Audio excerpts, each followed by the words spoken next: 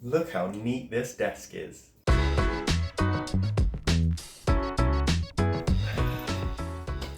My desk. It's my sacred place. It's where I spend a lot, and I mean a lot of my time. It's where I sit for my 9 to 5 and then I sit again for my 8 to 11. Really doesn't have the same ring to it, does it? Either way, you get the picture. I'm here all the time. So it makes sense then that I would put in the effort to make sure that this area is kept nice and clean and tidy and free from clutter, right? Right. But why do I do this? Is it because I'm a clean freak? No. Is it because the desk is too small for stuff? Far from it. I've seen people with much smaller desks covered in stuff. You can't even see the surface of them. So it's definitely not that. Is it because I think it makes the background of my videos look nicer? Maybe. It's to help me focus on my work. Keeping my desk clean and clear really helps me stay on track when I'm working, and we'll come on to why in just a bit. A lot of it comes down to personal space. You can see that I am incredibly fortunate enough to have this entire room all to myself for working. And play. But mainly working. This wasn't always the case though. Before we moved into this house, we lived in a small 2-bedroom flat. Now, this flat was open plan, which meant that the kitchen and the living room was the same room, and the limited space meant that my desk had to be in the living room. And that wasn't even this desk, you know.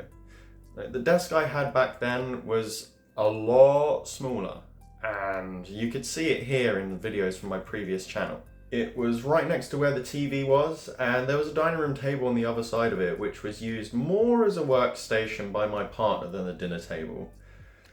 Bloody COVID. Anyway, my entire life happened in that one room. Now, I'm usually pretty good at separating myself from activities. Once 5 o'clock rolls around, my day job just leaves my mind and floats away like a pretty little butterfly. And that is something that is a hell of a lot harder to do when everything in your house is happening all around you in one room. But that desk was my desk. That was my area. That is where I sat and tried to ignore the rest of the world so I can get on with my work. As I said before, I understand that I am incredibly fortunate enough to have this entire room to myself, and that's not something that everybody can have. But I do think it's important for you to be able to carve out your own corner somewhere at least. Just a space that you can call your space and has one dedicated purpose. Working at the dining room table seems like a practical idea and you can get the job done, but meal times will never be as enjoyable again. And damn, do I love meal times. If you like the idea of carving out your own personal space somewhere to try and boost your productivity, then please go ahead and tap on that like button to help spread this video to more people. I said the words dedicated purpose earlier. This is important. My desk is dedicated to working. There's a reason that I have a large desk with the game consoles at the complete other end of the desk and the TV not on the desk itself. I need the desk clear to help keep my mind clear to focus on working. Having that desk clear allows me to just focus on the task at hand. You may be wondering why there would even be a correlation there, and I did as well once upon a time. But it really does help me stay focused. I find it much easier to focus now than I ever did working in the flat with everything on top of my desk. Now, I only keep what I need for working on top of my desk.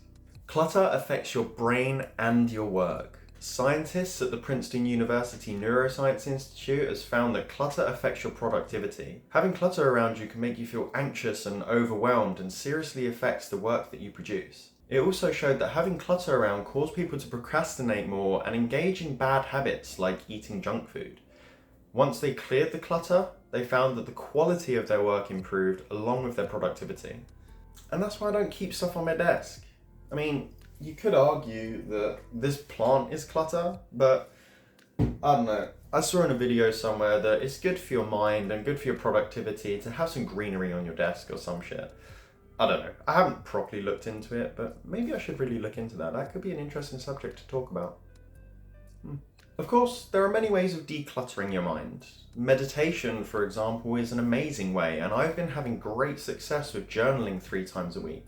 It's actually one of my goals for 2022, and I talked about it in a previous video, which you could see somewhere up here. These are excellent ways to declutter your mind, but I think prevention is better than a cure. You see, keeping my desk clean and clear stops my mind from getting jammed up in the first place. I find it so much easier to just slide into focus mode when I don't need to clear my desk first or try and find something that I may need. I think everybody needs their own space somewhere, whether that's your own office room like mine, or if it's just your own corner in a room somewhere, but as long as it's somewhere that you can call yours and it's dedicated to the purpose that you need it for. Or just go the whole hog and buy an entire house just for working. That's what tons of writers do, and I can't see them cluttering up a whole house. So that's the reason I keep my desk clean and clear, although I may be a little bit of a clean freak, but just for this area. If you enjoyed this video, then you might also enjoy my video talking about gratitude journaling and how it's made me happier, and you can see that right here. Thank you so much for watching, and I'll see you over there. Bye bye.